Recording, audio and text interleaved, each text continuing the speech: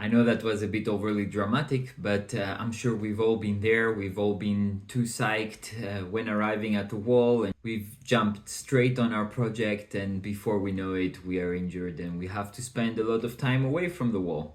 And I've definitely done that mistake myself in the past. Well, the obvious answer is to properly warm up, right? And there is a lot of good videos out there showing how to do so, but we are also constantly bombarded by a lot of content that tells us that we have to do so in a record time, like 15 minutes or less, 5 minutes sometimes. Well, I'm here to advocate for an alternative, slower approach to your warm-up. And this routine has made me both stronger and much less prone to injury myself. All right, let's first get into the reasons why I think you should be doing this warm-up. Well, first and foremost is to avoid injury, right? Myself, I've had issues with my brachialis tendon in the past, but I can say that since I've been doing this warm-up routine, I have been basically injury-free, and I'm stronger than ever, and I've also haven't had any finger injuries at all. And this point is obviously especially important as we get older, and even Magnus recently has said that he has started doing some more warm-ups himself. Now I have to warm up a little bit better. I'm still not great at warming up, but I do warm up more than I used to do 7 years ago. Second, as you will see, this is a mini strength workout, and this is best placed before you are fatigued, right? You want to be in a rested state when you do your strength training, and you go into your sessions being fully recruited and ready to pull really hard, which is a key skill in climbing, and it means that your climbing sessions will have higher quality, not just quantity of time on the wall. And finally, the most critical attribute we bring to our sessions is our ability to engage mindfully with the activity of climbing.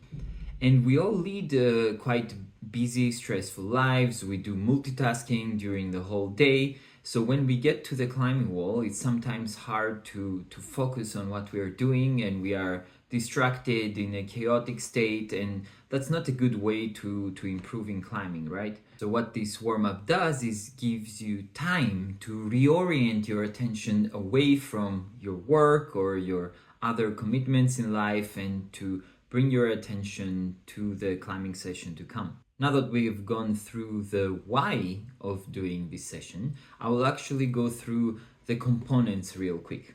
Personally, if I don't cycle from work to the climbing wall, then I like to start my sessions with some jump rope for about a minute and a half to raise my body temperature and to get the blood flowing. Then I will do a set of hammer curls for my brachialis, and this is just personal to my injury history. And then I'm ready to go on to pull-ups. So for pull-ups, I like to first do 2 sets at body weight of 5 reps. And then I will do another set of 3 with 15 kilos, and then another set of 3 reps with 40 kilos added, and finally a set of 2 reps with 50 kilos added. After these sets, I'm ready to pull quite hard with my upper body, but I'm not yet fatigued since I've kept my volume quite low. Right after each set of pull-ups, I like to do some hangs from the bottom edge of the Beastmaker 1000, and I do these with the exact same weights as I do my pull-ups, and I like to do these both with the half crimp and with the 3-finger drag as well.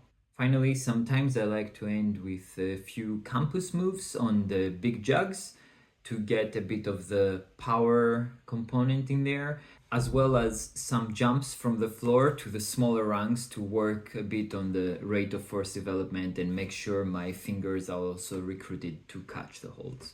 So in between each set on the hangboard, I like to take at least 5 minutes of rest, as I usually like to do for strength training.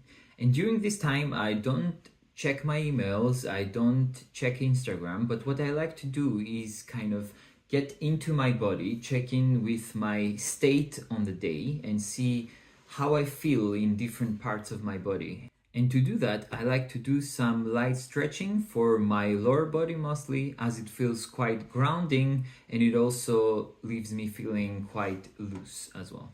And that was it. That was the entire warm-up routine. I've refined it over time to work for me and my injury history as well as my strength level.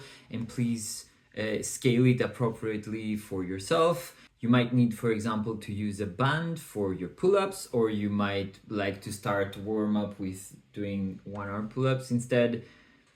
To each their own. In any case, experiment safely and find what works best for you.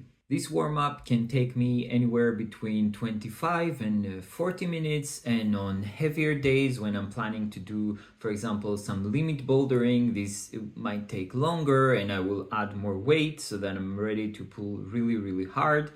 But on the other hand, if I'm doing some circuits, for example, to work on endurance, I will not go as high, I will stay quite a bit lower even, and this might take me much shorter time instead. If you're concerned about the time it takes, you can just think of it from the different perspective that it actually maximizes the time you can be on the wall if you avoid injury and time spent away from climbing altogether.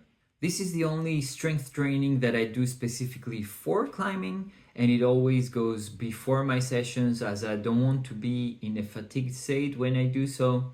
If you would like to see my general strength training routine that I do once a week, please check my other video somewhere over there. And for more content related to climbing and training in general, please subscribe for more. And thank you, and see you in the next video.